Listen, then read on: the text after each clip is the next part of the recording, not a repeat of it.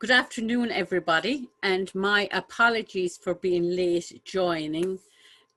I had some technology difficulties, and I hope that I do not have any more technology difficulties because I'm not technologically very savvy. But it's good to be with you all, and I'd like to start and thank Enter for their invitation to be here and to share. And I suppose to say that some of my presentation is certainly very in line with the two previous presentations, so I hope I'm not repeating too much. I suppose just to say, from the point of view from the Republic of Ireland, we're talking about a very small country with a population of about 4.9 million in the Republic of Ireland. And on the island of Ireland, as you know, we have Northern Ireland would be part of the UK, so it would be under a very different healthcare system. So that the whole population of the island would be 6.6 million. I work in Trinity College Dublin, which is the picture there.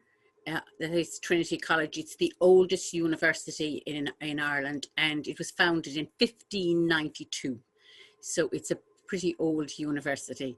And unlike the previous two speakers who have youth on their side, I have been involved in nursing for a very, very long time. And you know, maybe coming to the end of my career.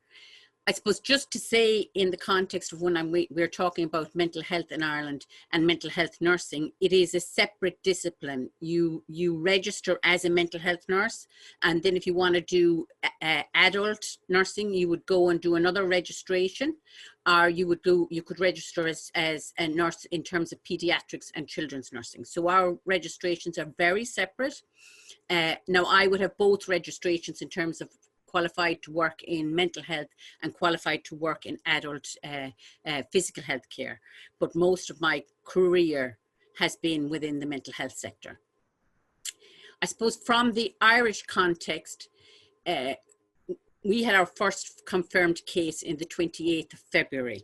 So we have, I suppose, learned some lessons from what has been happening in Europe, which helped us along the way, and some lessons we certainly learned at a cost as things rolled out in the country. From the very beginning, the emphasis was on, and the key message that we were hearing from government and from all the public health emergency team that was set up in a very early January, was about flattening the curve. The whole focus was on reducing the number of COVID cases so that we could reduce the impact on our healthcare system, and especially our physical healthcare system and our ICU beds, because we were really concerned about having enough of ICU beds.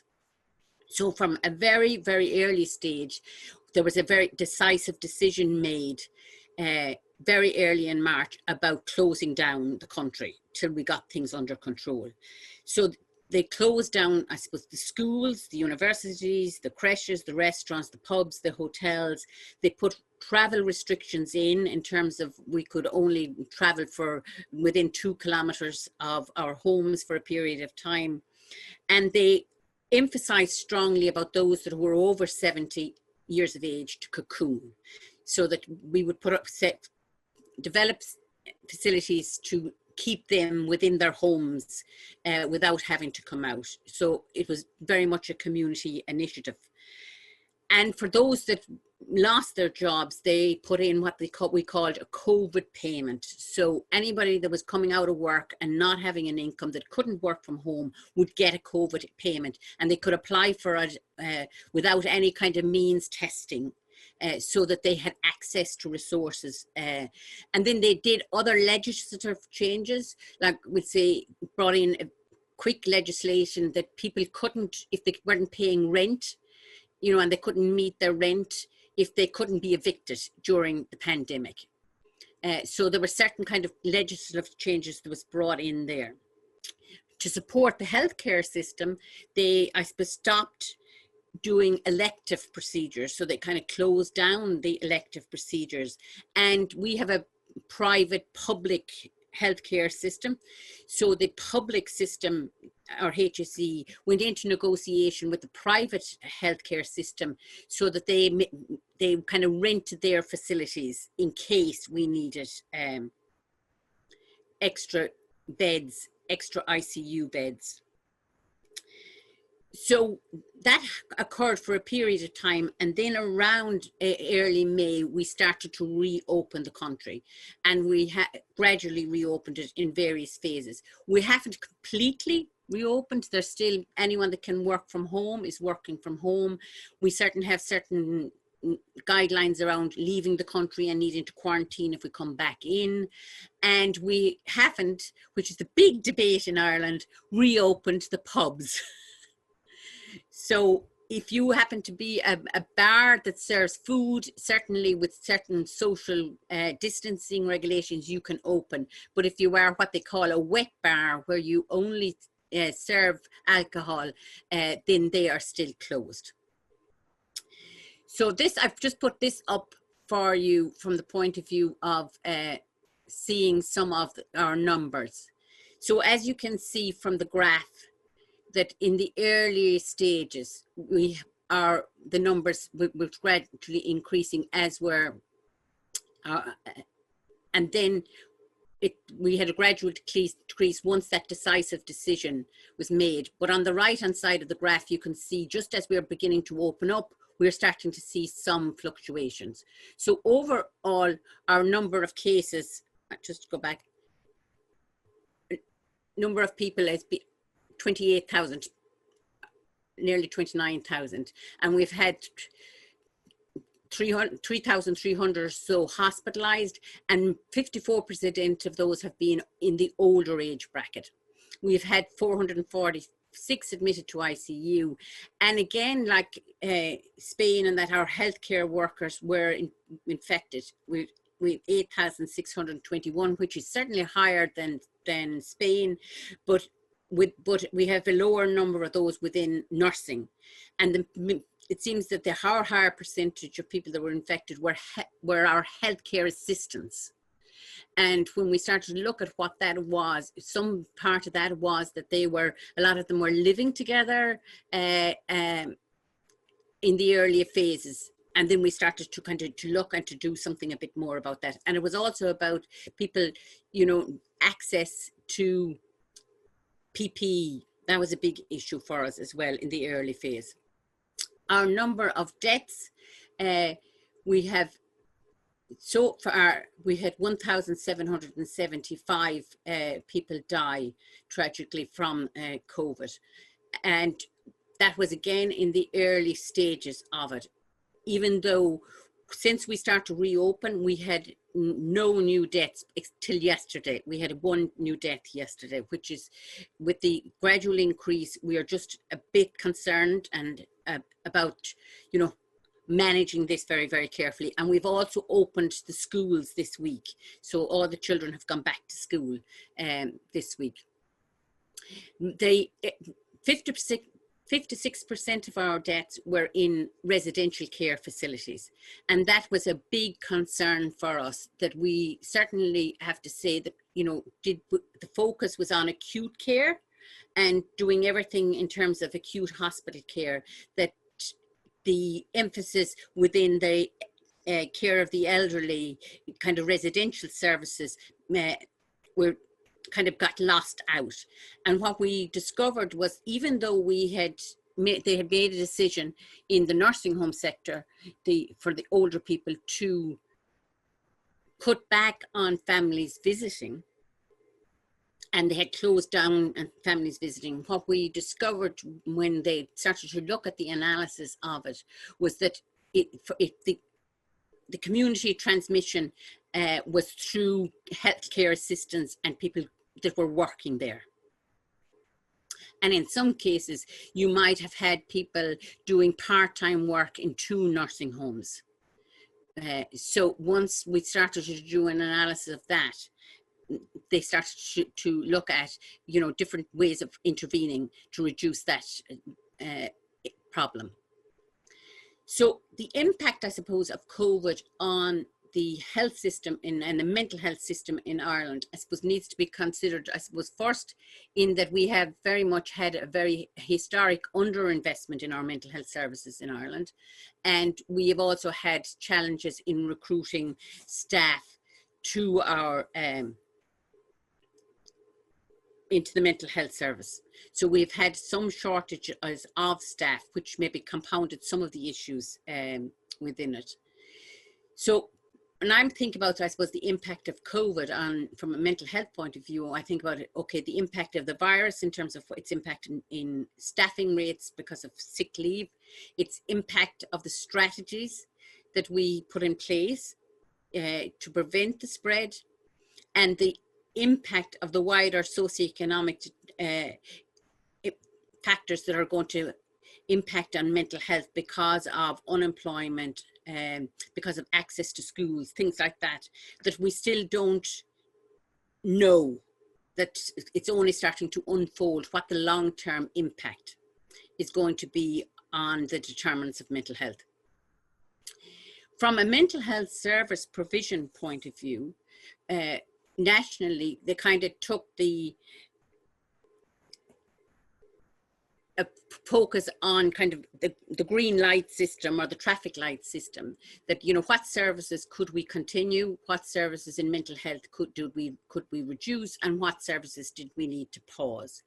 So I suppose the services we continued was our acute mental health units. There was a decision made very early, our forensic services, community residences, and what was very important was to continue our community mental health teams within the community with a blended approach to service delivery. So we certainly had kept our community mental health teams going.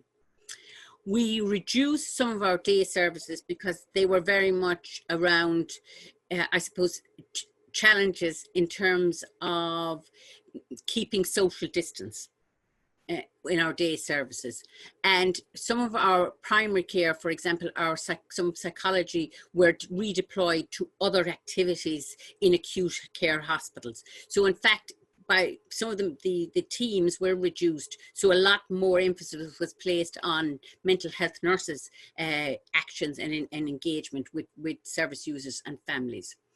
Services that were paused, which were very much the peer support groups for service users and families, and again because of the social distancing, and what are not part of the mental health services, but what we are seeing certainly has had implications, was the closing down of community supports that we don't think about, like work placements, sports clubs, opportunities to volunteer, because a lot of these were community interventions that help to keep people mentally well.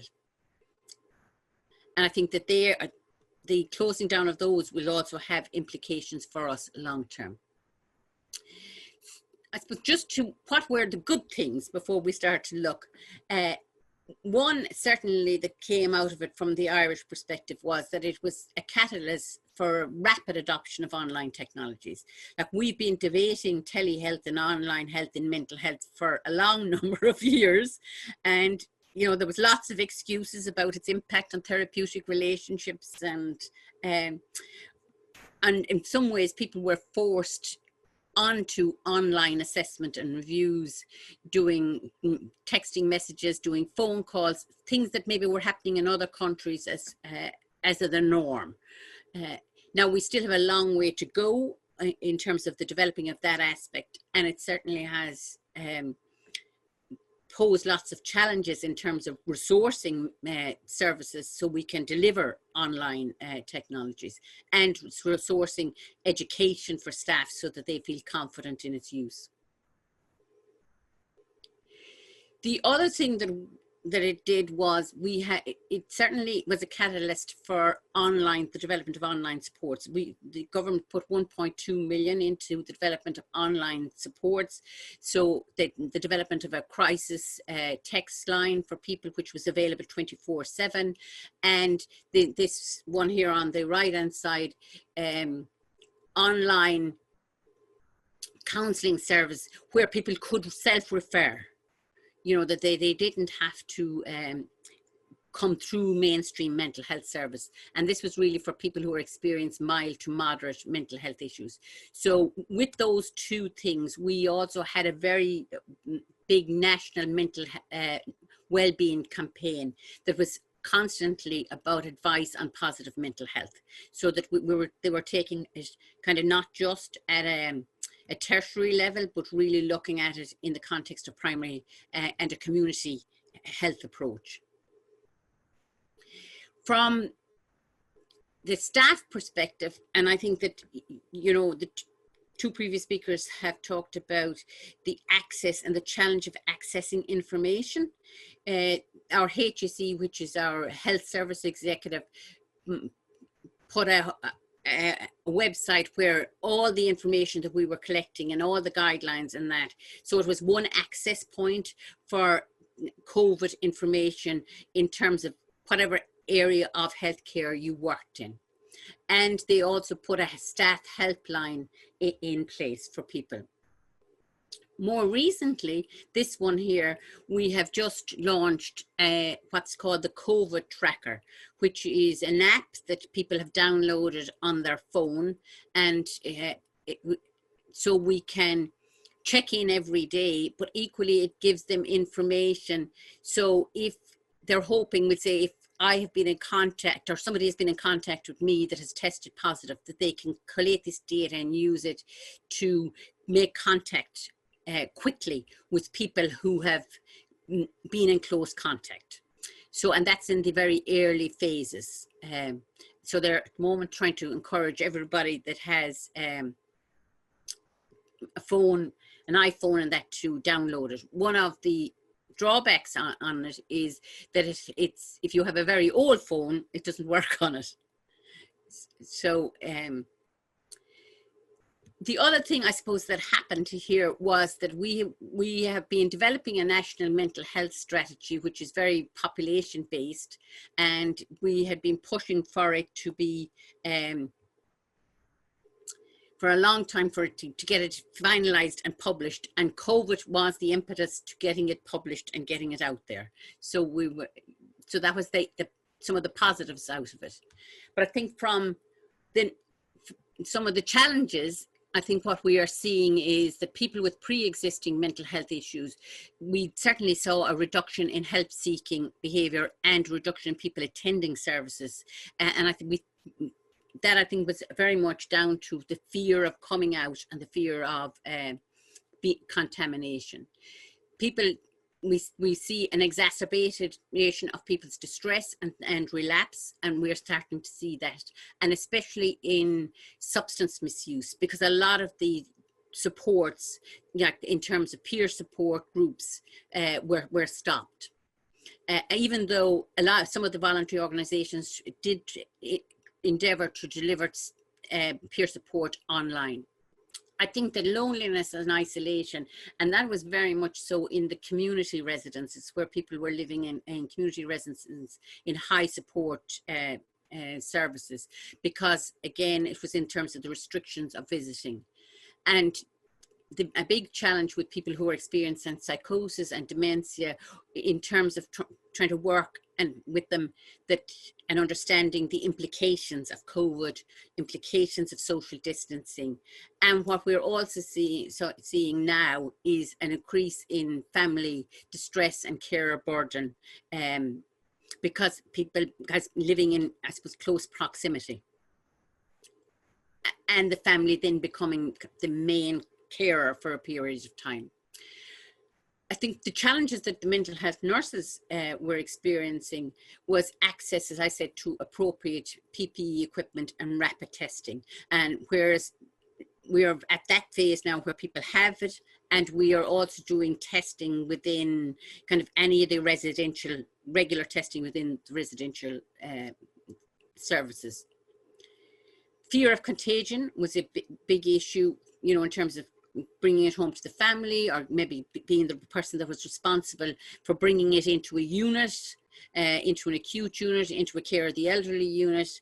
I think one of the things that was really problematic for healthcare staff in Ireland was the access to childcare facilities, because in the close down, the childcare facilities were also closed. So you had healthcare workers who were trying to work but had no childcare facilities for their children, and equally, if they had parents that were traditionally looking after them, were anxious about having the parents continue in that role in case the children kind of contaminated or gave the parents COVID.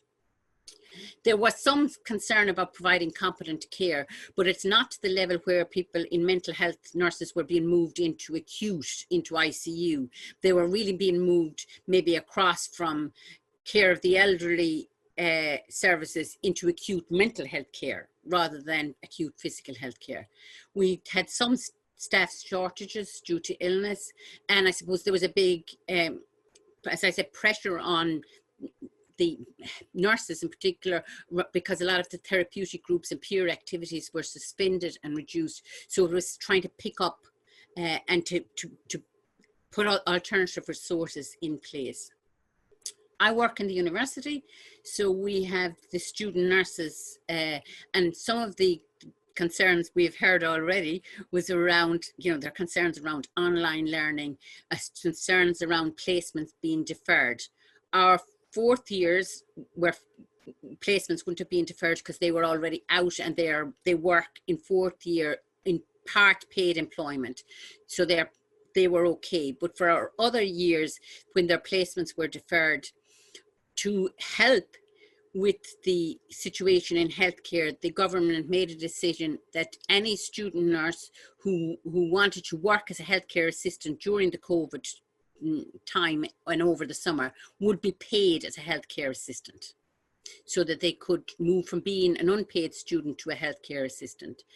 And I think one of the things, we didn't hear much of it, but we did hear some around the country around people being students that were maybe living in a home, losing accommodation, because in the early phases, because people were really, really concerned, or if they were living with non-nursing flatmates, that the non-nurse flatmates, you know, didn't really want them around because they were equally worried about contamination. The communication challenges, again, as a result of PPE and social distancing, and I'm not going to talk about it because we've heard lots from the previous two speakers. I think the restricted visiting was challenging in all areas, but it certainly was challenging for nurses working in the child and adolescent residential facilities, because they weren't taking on kind of the surrogate parent role. And the other place was in psychiatry of old age. That was, you know, because people were really, really anxious about not being able to visit or to see. And so it was a lot of cases just trying to use technology as best they could to deal with the distress of families who couldn't visit.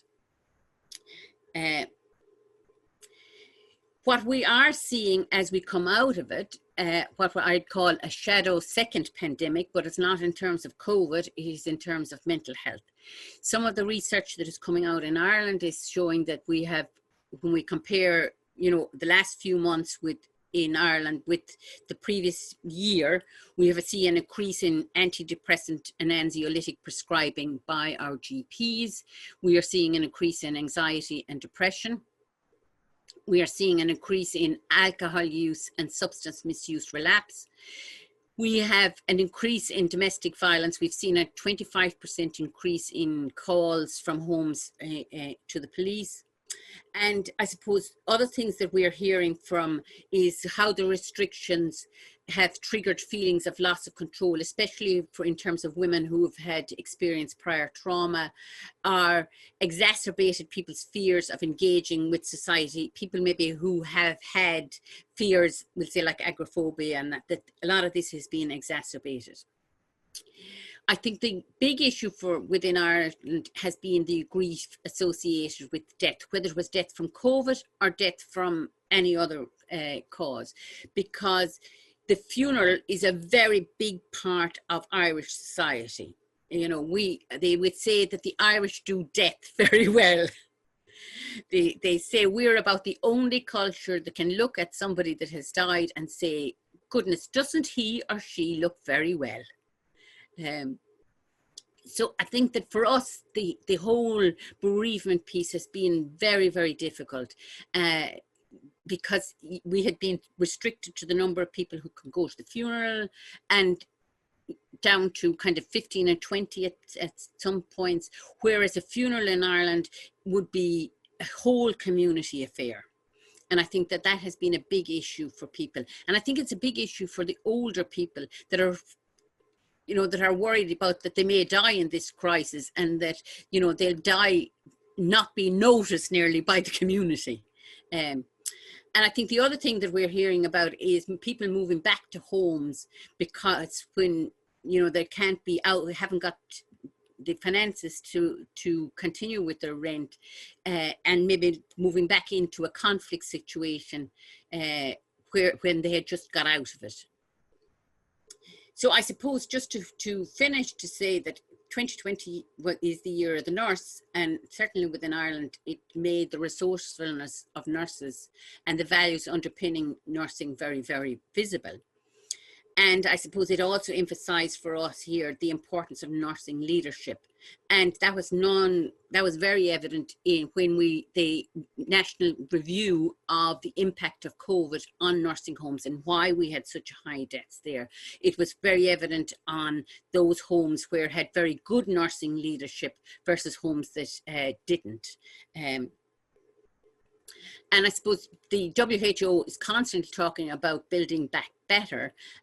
But for us, I think it's about, we need to build now on the visibility and the voice that nurses have got. But we certainly need to keep building on that so that we get a greater voice at policy, at the practice level and at the research level. And it is good from a research point of view that we have some research projects that people have, the funding that nursing has been getting some research funding around COVID to look at maybe online interventions and different aspects. So I just want to say thank you for that, listening to this whistle-stop tour.